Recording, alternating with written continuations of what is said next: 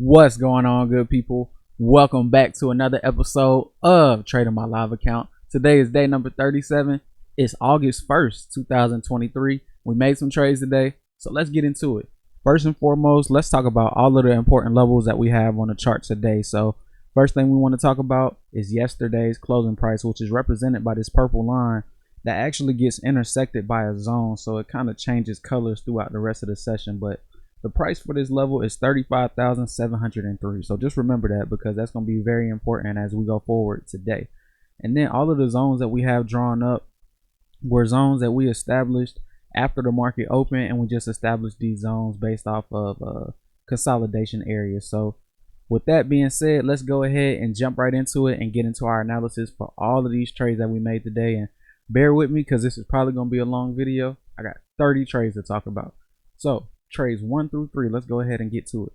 So let's read the notes. I went long here towards the bottom of the zone, but my break even stop got hit twice and I took one loss.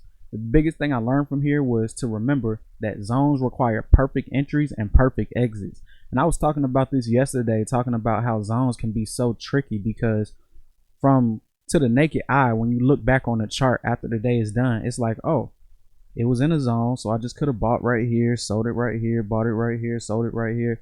It seems so simple, but the market moves so fast away from those profit taking areas when you're in a zone that it's sometimes hard to lock in that profit. Or sometimes you might go long at the bottom of the zone like I did right here, and you get stopped out for break even. Now, the reason I say that perfect entries are required is because you can't really take the B plus entry when it comes to a zone that you want to trade. You got to take the best possible entry, which means that you got to get into the zone from the lowest most part of the zone if you're looking to buy, or from the highest part of the zone if you're looking to short. Any price up under that or less than that is not going to be as good as the extreme edges of that zone, and that's because every zone usually has a tendency to come back and test those edges of the zone. So if you look at the zone that I drew up today, I drew it based off of this first wick that we established once we made this higher low right here. That's usually how I draw my zone. But I also make sure I account for all of the wicks. So with this wick sticking out right here past the zone a little bit, I should have drawn a support line down below there and then look to go long from this level of support instead of going long from the zone. And I think that would have saved me from taking this break even trade right here and taking this loss on 2 and a break even trade again on 3. So I could have potentially had 3 great trades, and I could have literally been done for the day after those 3 trades. So it's the small decisions that make such a big difference when it comes to the market, because it's a very thin line between you taking your best trades and you taking your worst trades. All the details matter. So that's the biggest lesson I learned from 1 through 3. So then we move on to 4 through 5.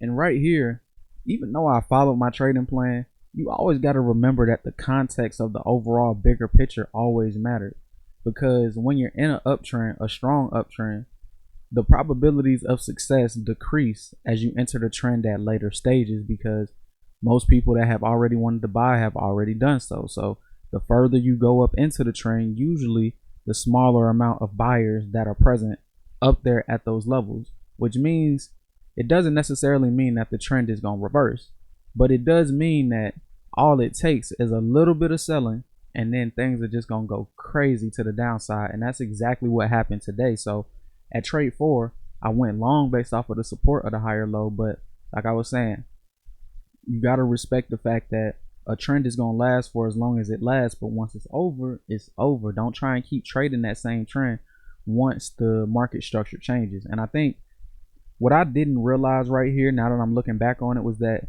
you could really consider this whole area a lower high, because we had a news announcement come out at 10 o'clock. So that's why this one candle right here is just so large with the wicks and a small little body up here.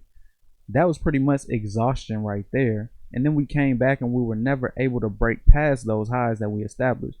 So I should have been able to recognize that and say, that's not necessarily the best signal for a short trade, but it's definitely not a signal to go long at all. So let me sit back until I get better clarity on what I see going on, instead of just trying to jump into the market. But because the uptrend has been so strong for so long, I just kind of blindly went long right here, just thinking that oh well, if the trend has been strong for the past 4 weeks, then it's gonna be strong today. You can't really make that assumption. You got to trade based on what you see and not what you think. And that's one of the biggest lessons I learned right here at 4 and 5. And then for me to come back on trade 5 and take that same trade again, just not the best course of action that I could have taken right there. Especially with the fact that we had a bear trend line drawn. So me going against that is just trying to buck the system a little bit too much. The market is going to tell you where it wants to go. So you don't have to ignore the signs and try and be smarter than the market, because usually, take it from me, you guys, that's not going to get you anywhere. And that's what I learned on trades 4 and 5. Like if I wanted to go long, I should have went long on either the retest of this higher low when that news came out and we spiked all the way back down and wicked back down to that higher low. Notice how this was the higher low from trades 1 through 3. We drew our support level right there. Prices came back to retest that twice. That should have been my ideal entry. And we're going to get into it a little bit later, but I'm going to just tell you guys now that the first entry is the best entry because you have more people participating in that entry right then and there. The second time around, it's just not as lucrative because if I made profit right here on this trade and I took it all the way back up here, I'm not trying to go long when it comes back right here. I'm trying to reevaluate and see if the uptrend is still going to continue. So if it's not as many buyers the second time, you have a lower probability of that trade and that entry working for you. So let's keep moving on to trade number 6. So after we see the bear trend line get formed, we see our first lower high, our second lower high. We push down through the zone, and then the sell-off just picks up a lot of momentum and a lot of steam. So once we push past the support level from trades 1 through 3, I was like, interesting, because we started off the market, we started off the open for the market with a huge spike to the upside, followed by a consolidation. So that right there is a flag. Now, usually a flag should lead to continuation to the upside if it's a bull flag. But if that flag gets broken, then the movement to the downside, it's not always going to be as extreme as it was today, but it can definitely do something like this, because you got to think all of this over here, this big up move represents people in the market that were buying, as well as everybody who went long somewhere within this consolidation area. So as soon as prices take out those levels, you got all types of stops being hit, and then you got short sellers like me coming in. So it just only adds to the momentum, and the market just crashes like it does right here. So on trade 6, I shorted as prices broke through support with strong momentum, but my break even got hit. It came back down to the top of this zone up here, and then pulled back, stopped me out at break even. But I understood what the trend was. So as soon as we broke through that level of support again with strong momentum, I went short once again on trade 7. All right, was able to take it back down. Tried to get it at yesterday's closing price. Now here's the thing I really want to talk about, which is not being greedy, because being greedy actually cost me a lot of money, a whole lot of money today. Because hold on, wait, trade 7. Okay, so I saw yesterday's closing price, and once we broke through that zone with all of that momentum, I had a pretty good idea that we were coming back to at least test that level. So I had my exit right there.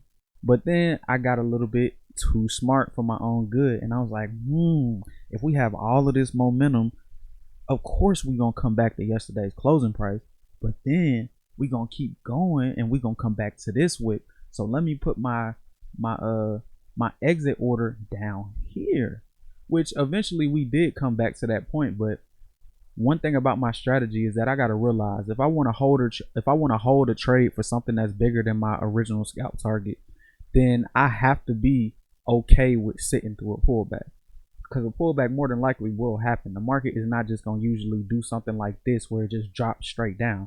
It might do that a couple times, but eventually it's going to be profit taking, which is going to lead to a pullback. So for me to not take profits right here, which is not maximizing my great entry that I had on trade 6, on trade 7. So the way that I trade, I like to catch parts of the move. I'm not really a hold it from up here and take it all the way back down type of trader. I'm more the type where I like to get in for a quick scalp, lock in my profit. If the market is still moving in that direction, I can just get back in. So that was my logic right here.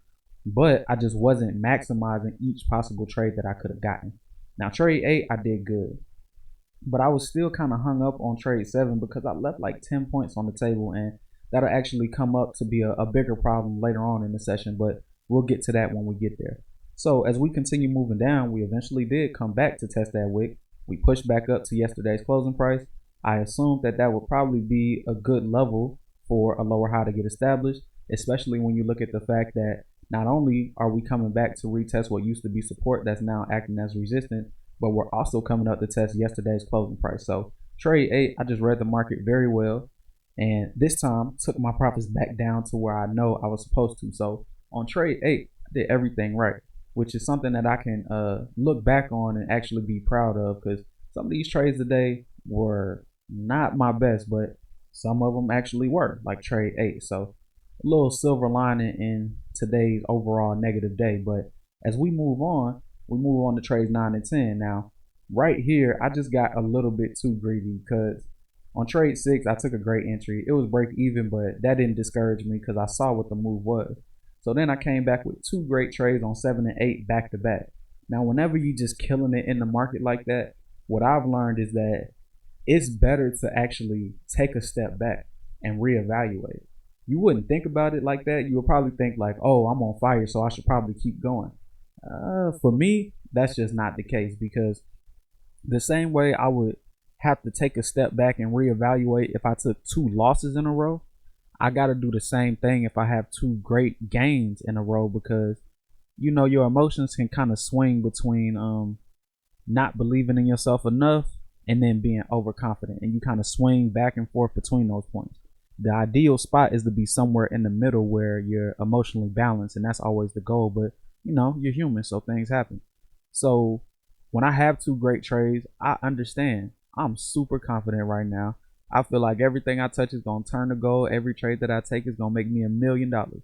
But that's just your ego speaking, and you gotta sit back and say, look, I want to get back into the market, but based on the price action and the market scenario that I'm looking at, is this the best possible time to get in, or should I wait for a better opportunity?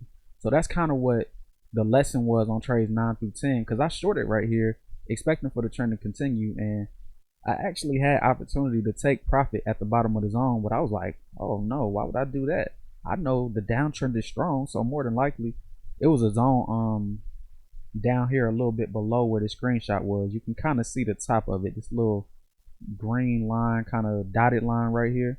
So I was like, yeah, that's my profit target, that's why I'm looking to take it. But I ignored the price action that was in front of me.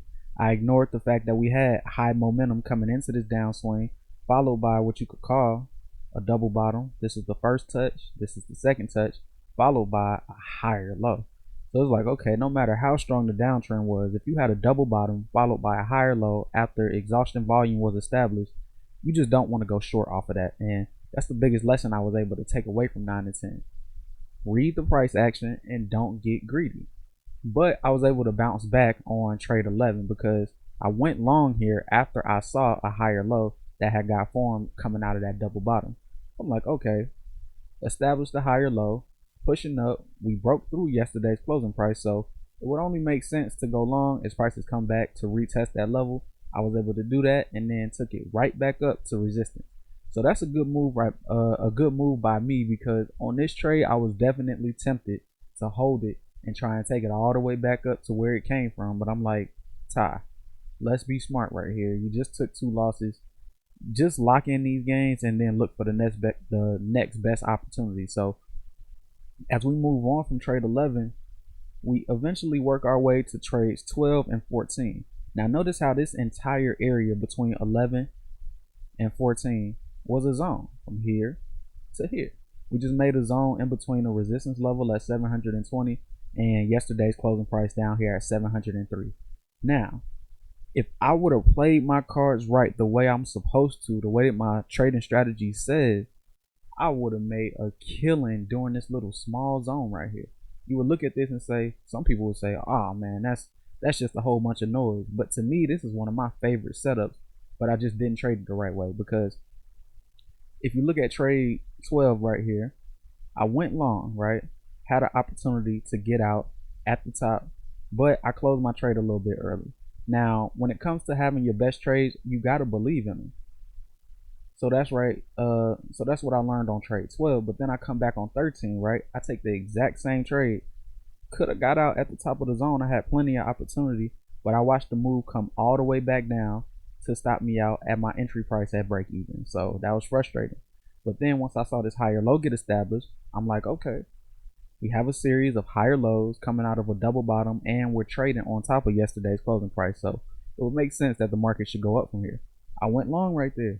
Had an opportunity to take profit. It was going to be a small profit, but it was going to be a profit nonetheless at the top of resistance right here. Because I was really trying to expect the breakout. Because I believe that if the trend was up and the trend started off like it did over here when the market opened, it makes sense that we pull back. But now we should be seeing that next leg of the uptrend that's going to take us all the way back up to make a new high for the day. That's what I was thinking right there, but I was just thinking a little bit too far ahead of myself. You know, you want to focus on the levels that are in front of you, and then when you get to those next levels, then you can start thinking about those. But you don't want to try and play those levels before they actually come into motion when it comes to the market price action. So I had an opportunity to take profit right there, didn't do it, and you know, that was kind of really demoralizing, because if I did the right thing on trade 11, if I would have came back and did 12, 13, and 14 the right way, I could have stopped the day right there, been done for the day, and had great profits. And this would have been a whole completely different trade review. But like I said earlier, it's a very thin line between you making your best trades and you making your worst trades. So you got to always pay attention to detail. You can't get greedy. If the market is offering you whatever it's offering, you take that and you don't look back. You don't look at it with any regret like, oh, I could have got more. Yeah, you can always get more. But take what's in front of you and then look for the next best opportunity. So that's a big lesson I learned on trades 12 through 14. So after trade 14, I took a loss on that. So after that, when we come back, create a lower high. So I'm like, oh, okay. We come back, establish a level of resistance, fall down from that with a very strong candle to the downside, create a lower high. So you know me, I draw my bear trend line based off of that, and I'm looking to go short on that third touch as prices come back to retest the trend line and the intersection of the trend line and the bottom of the zone. So that's exactly my thinking at trade 15. So let's go ahead and move on to part 2. So trade 15, I shorted here based on the bear trend line breakout concept. I could potentially have shorted higher instead, and that's where I went wrong right here. Like, even though I'm trading the bear trend line, that's naturally a strategy where you do enter short at lower prices, but only after you've seen multiple signs that tell you that, yeah, this is more than likely going to be the breakout.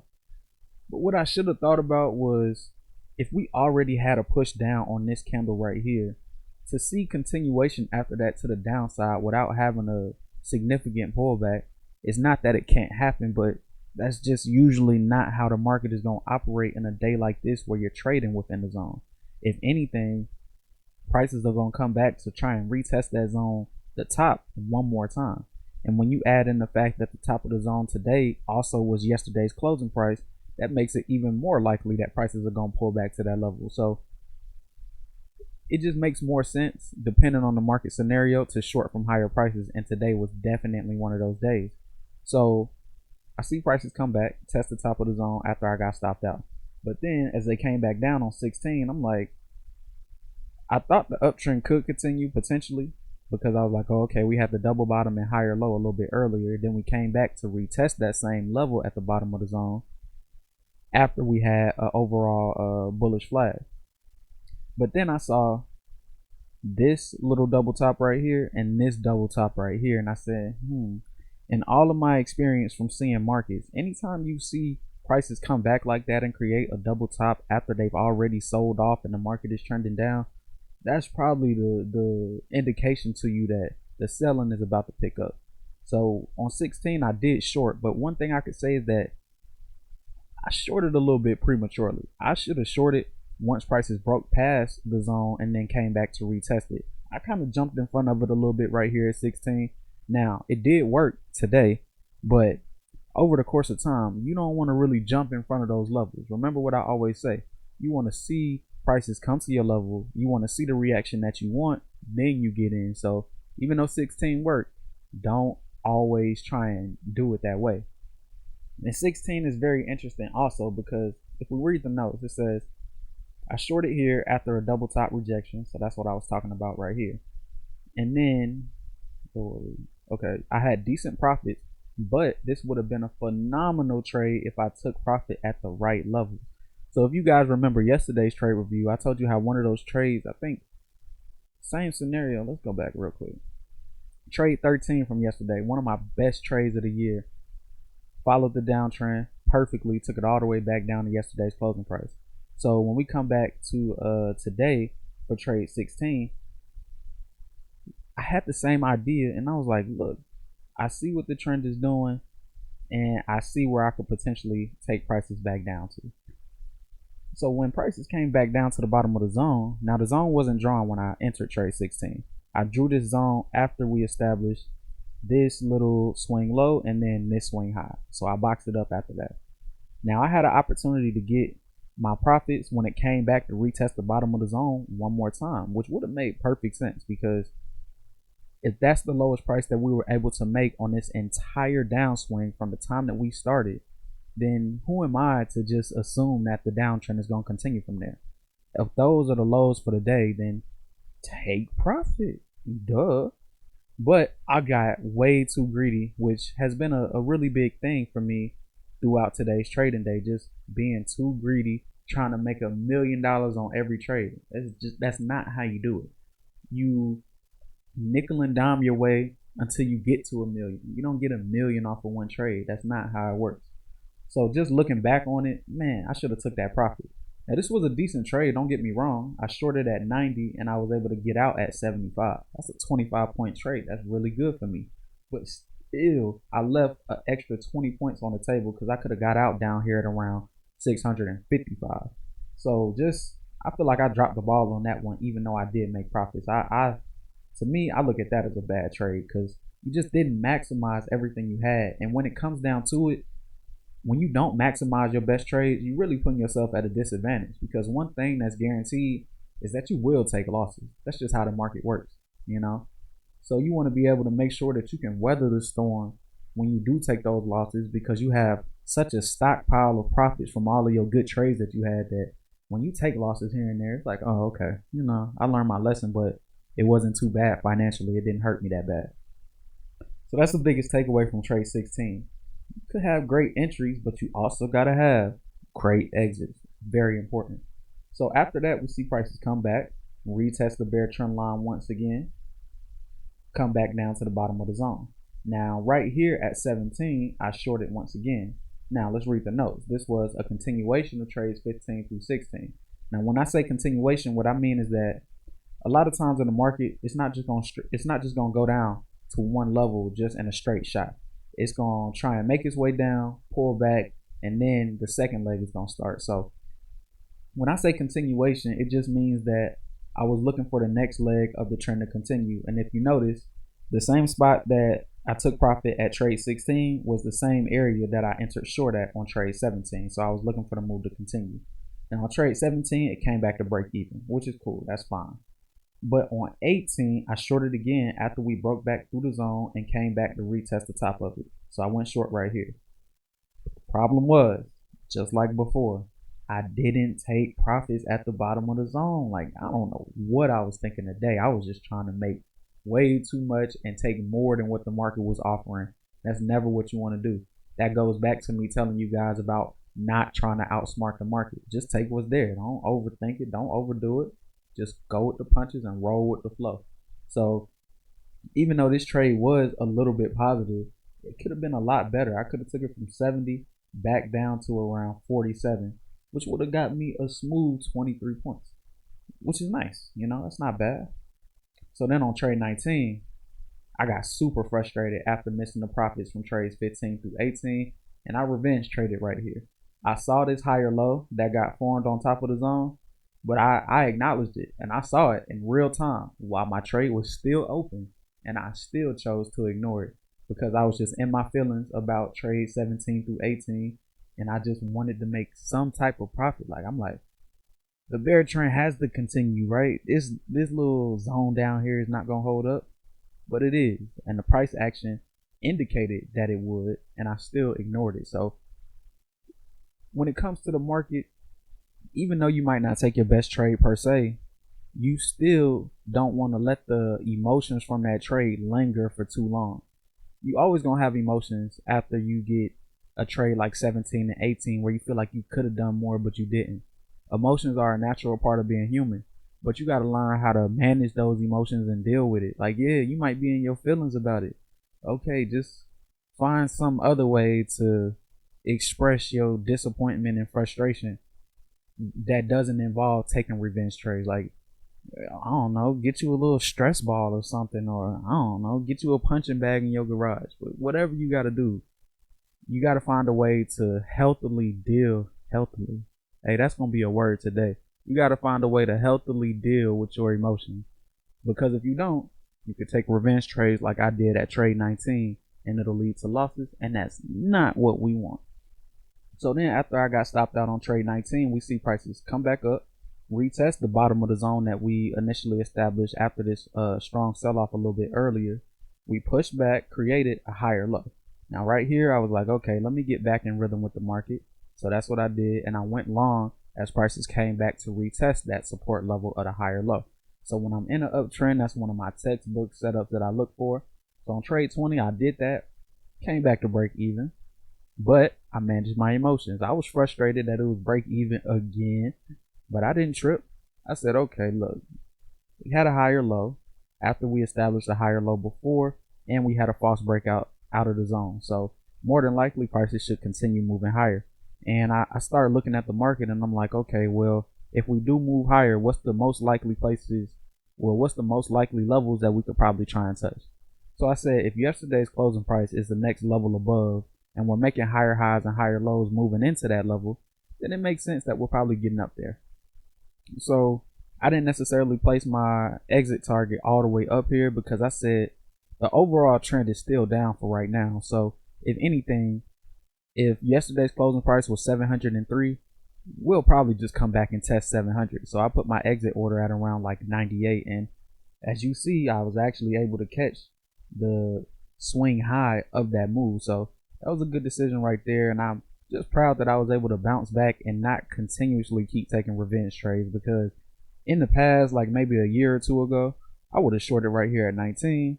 I would have shorted right here at the top of the zone, but I probably would have held it until I got stopped out right here. And then I probably would have shorted again as we broke back into the zone, like, oh no, it's not going to last, it's not going to go up.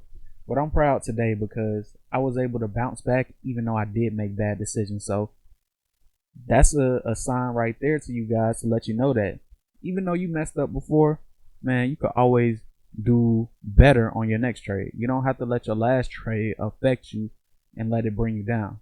You don't have to. So then that was trades 20 through 21. So let's move on to part 3. This is the last slide for today. So this was 20 and 21 over here. So as we continue moving, we see prices come back, retest the bottom of the zone, and then they did eventually come back to hit yesterday's closing price, but I wasn't involved with that. So once we come back to retest the level of resistance up here at 720, we see prices push all the way down, consolidate, establish a lower high. From that point forward, I drew my bear trend line. Now looking back on it, for me to draw a trend line from this area right here to this lower high right here, that's not necessarily the strongest lower highs to be drawing a bear trend line off of. You know, for this candle to be so small, technically it is a lower high, but like, come on, you don't really want to use a candle like that. You know, you want to wait for a more pronounced candle, because I study charts all the time, so I can recognize this as a lower high. But what about all the traders who don't really look at this as a lower high? If they're not really participating in the move with me and seeing the bear trend line also, then the trend line isn't going to work because I'm the only one looking at it. Now, here's the thing though. On 22, this actually could have been a good trade, but let's read the notes and figure out why it wasn't. So I missed the first short trade and then tried to chase the market. So if you look at this trend line, I should have been getting in at this touch right here on this candle, because notice how we had this lower high right here. We broke through the zone, came back down to the bottom of it, came back up. Now we didn't necessarily touch the top of the zone perfectly or touch the top of the bear trend line perfectly, but we came close enough where you can say, oh, okay, I see what y'all was trying to do. Wasn't enough momentum for the bulls to really push it up there, which is even a stronger sign that the sellers are in control. And if you look at it, it just follows the principles of market action, because whenever you're in a downtrend, once you break through support, that support level now becomes resistance, and a lot of times, more likely than not, prices are going to come back up, retest that level of resistance, and then move away, and the downtrend is going to continue. So with all of those signs being right there, I should have took that trade, but I hesitated, and as soon as I hesitated, it moved on without me, and I missed it. So I tried to get it again on the way back up, but it's like, Ty, it goes back to what we talked about a little bit earlier. That second entry is just not as lucrative as the first one because it's not as many people participating, and I had to learn that lesson again at 22. So after I got stopped out on that one, we came back up to retest the lows that we made from this consolidation zone from trades 20 and 21, right? So we come back down, establish a higher low right here, but I shorted it anyway. And let's read the note. So I saw the higher low right here, right? But I thought it was a trap, and I thought that way because if we go back to the previous slide, remember how I was talking about this double top touch at trade number 16? Whenever you see that, usually it'll lead to lower prices. So I was kind of thinking the same thing when it came to this trade right here at 23, because I was like, okay, this is the first double top area, this is the second one. If we sold off before when we did this, more than likely we should do the same thing now. But the only thing that invalidated that was the fact that the higher low was formed. So I should have been like, I feel like the downtrend is going to continue, but since I see a higher low, let me just get out anyway, and let me just not take the trade at all and just see what happens. So I think that's where I went wrong and dropped the ball on 23. And look at what the notes say. Don't try to outsmart the market, Ty. And that's one of the biggest things I learned today. Like, look, the market is doing what it's doing. If it's a higher low, don't try and fight that and be like, no, it's a trap. No, it's not, bro. It is what it is. So trade what you see and not what you think. Very important lesson right there on 23. But luckily, I was able to adapt and get back right when it came back to trade number 24. So I went long here as prices came back to retest the support of the higher low from trade 23. So on trade 23, I got stopped out, and that immediately made me realize, oh yeah, that higher low is definitely legit. So if we bounced off the lows for the day, created a higher low, a second one on top of the zone, all I'm looking to do is see prices come back, retest that support level of the higher low, and then start moving away from it, and then I'm looking to get in. So that's exactly what I did on 24. Now, after 24, we see that we kind of established a little micro double top towards the overall highest price of that trading range. So let's go back to the chart and let's actually look. So throughout this time in the morning, we were actually trading in the trading range between 720 and 720 and 650. So once we got back up to the range right here again at 720, and we established a double top, and then we had a lower high, I was like, oh yeah, it's time for me to go short.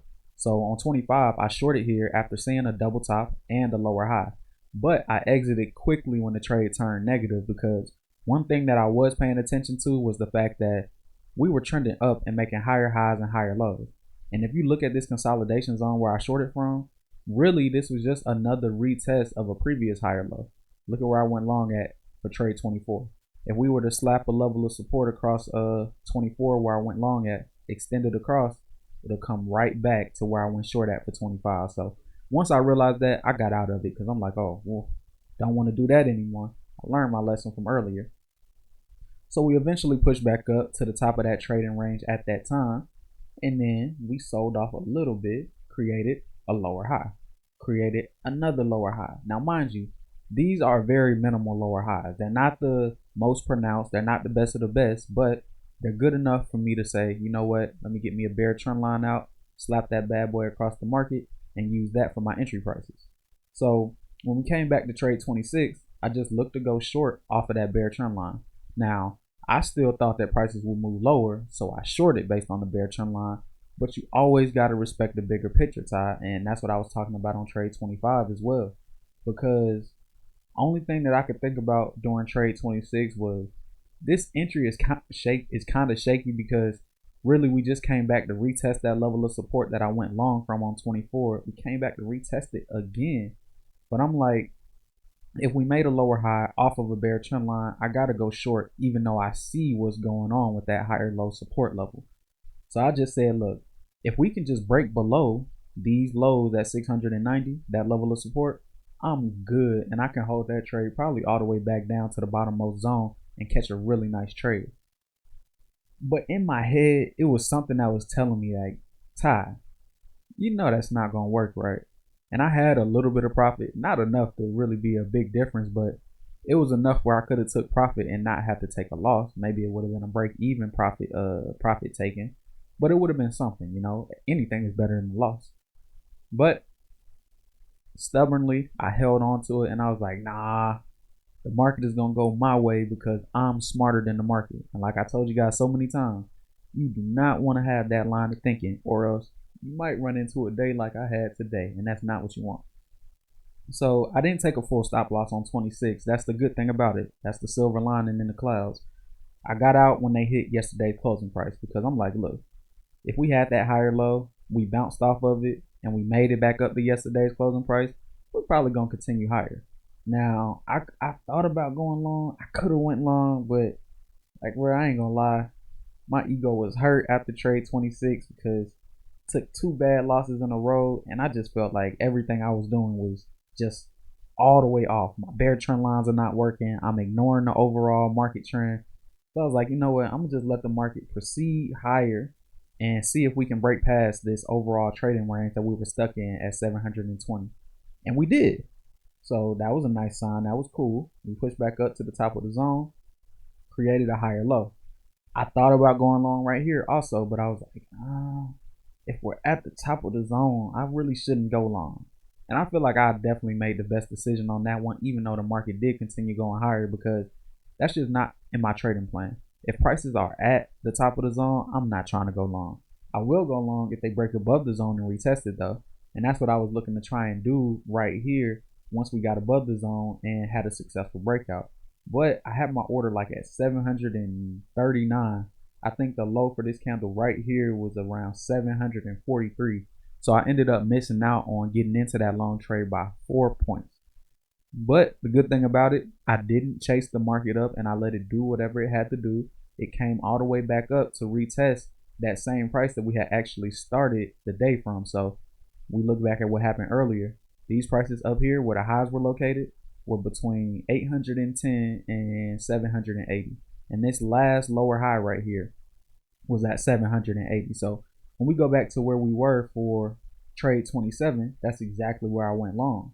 But here's the thing, let's read the notes. I shorted from the same levels as trade 4 and 5 that I just showed you, but I got the same results too. And that's usually how it goes in the market.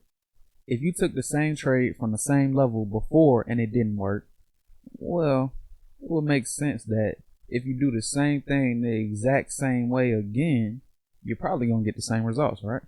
And that's exactly what happened on trade 27. And what I learned right there is that when you get to the extremes of an uptrend, it just becomes harder to make profit. It doesn't mean that it's impossible, but you got to think about what's going on during that time period. Think about all the people that were long from the time trade 26 happened all the way up until 27 happened. There's a large number of traders going long right here, as we can see from the price action. So eventually those people got to take profits, right? So if you were long from right here at 26 and you were looking for a really good trade to hold and you were looking for a good exit spot, wouldn't it make sense to get out at the same places where we made the highs for the day earlier? That's just a logical place to take profit. So when you get up to those higher levels in the uptrend, it's going to be more profit taking and less people trying to add on to their positions because people are trying to lock in what they have or cap off the losses that they might have. So it's going to be a lot of selling going on at the top levels of an uptrend.